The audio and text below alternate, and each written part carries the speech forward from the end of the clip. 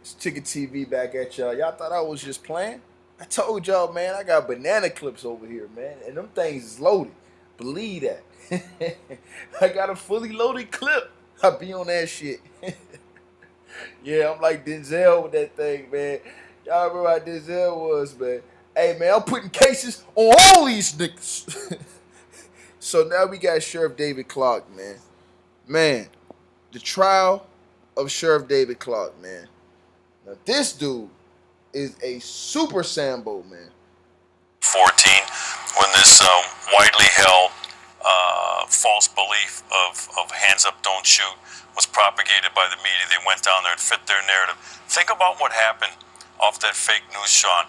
It changed America. This anti-police sentiment rose out of this what I call the bastard child of hands up, don't shoot, Black Lives Matter, grew out of this thing. It swept the country. There are people to this day, Sean, who believe that Mike Brown had his hands up and was walking away with his back turned to Darren Wilson when Darren Wilson shot and killed him. In fact, we all know that's a lie. And only one Washington Post writer had the character, had the integrity to admit that it was a lie. I think it was Jonathan Capehart is his name, who wrote an op-ed and said, yeah, we got hoodwinked on that thing. It was embarrassing for this industry, and he had the courage to do it. But to this day, no other media outlet has done it. Man, look at this dude buck dance for Lou Dobbs. Well, first of all, Lou, it is a great day in America. Donald Trump is our president. Amen, brother.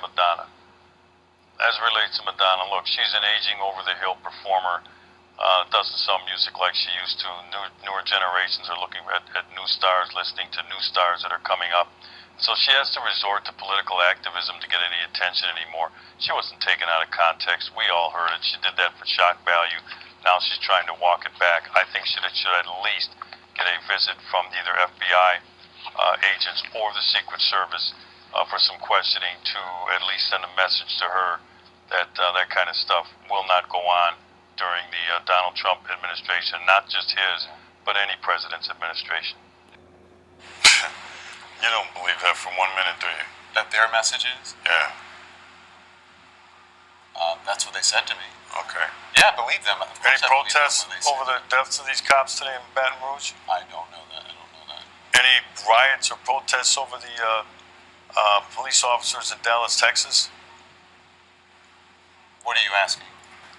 It's a pretty simple question. I asked you what's your message to the people. Their message is one of peace. What is your message? My message has been clear from day one 2 years ago. This anti-cop sentiment from this hateful ideology called Black Lives Matter has fueled this rage against the American police officer. I predicted this 2 years ago. So what I want to know, okay, Sheriff. do I want to know? With all due respect, do you know that this was because of that? Yes, I do. As a law enforcement officer? I've been watching this for 2 years. I predicted this. This anti-police rhetoric sweeping the country has turned out some hateful things inside of people that are now playing themselves out on the American police officer. I want to know, with all of the black-on-black violence in the United States of America, by the way, when the tragedies happened in Louisiana and Minnesota, do you know that 21 black people were murdered across the United States? Was there any reporting on that? There was a black officer who was killed today. But was there any reporting on that? Sheriff, please, let's just keep the volume down here. So I understand, and listen. I'm looking at 3 dead cops this week, Sheriff, and I'm looking at 5 last year. You trying to tell me to keep it down? If you'll just please, we can keep it civil. Instead of harming police officers, but we don't know right now, as someone who's in law enforcement, if that was the actual cause of it. Go ahead. Let me ask you this: do we know that generally the American law enforcement officers are racist? Do we know this? Go on. I ask a question. Do I know American general law enforcement are racist? I don't think anyone is accusing. If you're insinuating that people are accusing or saying that law enforcement across this country as a whole are racist, then your assumption is wrong. First of all, this whole anti-police rhetoric is based on a lie. There is no data, and you know this, there is no data There is no research that proves any of that nonsense. None. Even you'd have to be more specific about what data and what nonsense you're talking about. That law enforcement officers treat black males different than white males in policing in these urban centers. There is data that's. There is not data. No. The president spoke about it. Cedric Alexander, the president has been lying about it. He said it again the other day when he said black males are 2 times more likely to be shot by a law enforcement officer than white males. Don, that is a lie. Toward the American police officer, there's only one group in America, Don, that truly cares about the lives of black people in these urban ghettos, and it's the American police officer who goes out there on a daily basis, puts their life on the line to protect who? Black people. So when you say we just want to have a conversation, let's have a conversation about the black-on-black crime, which kills more black males, which is more of a threat to any black male in the United States than a law enforcement officer. Sure. That I don't like them. This white people bashing. The American public, the voter, I should say, this past November spoke up. They've had enough of it. The white male has been bashed continually by the left and by the Democrat Party. Rose up in November, went to the polls. They've had enough of this crap, too. It is time for this country to come together. That identity politics was crushed on November 8th, and it is time. And Donald Trump, he said it.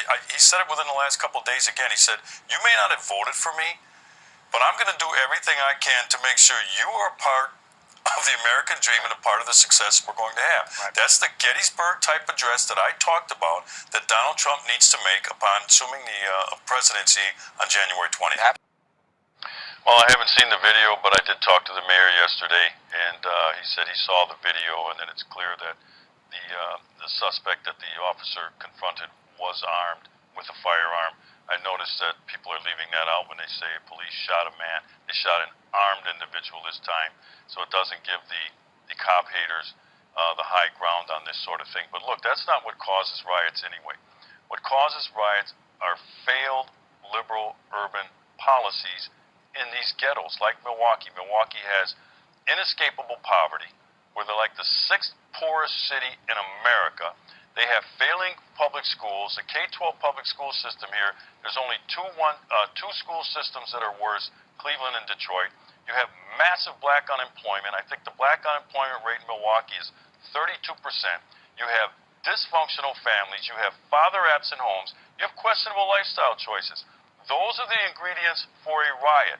And then a police shooting comes along and just acts as an igniter to an already volatile situation. Now look, between Friday night and Saturday, 4 people were murdered in 9 separate shootings, and these same creeps, we didn't hear a peep from them, but all of a sudden, a law enforcement officer, fearing for his life reasonably, is confronted by an armed individual, and these people who exploit this thing, these cop haters, want to come out and riot. This was just a situation of opportunity for people to steal, to loot, and to rabble-rouse. Do you think it is fair to link this murder to the Black Lives Matter movement when we still don't know the suspect's motive?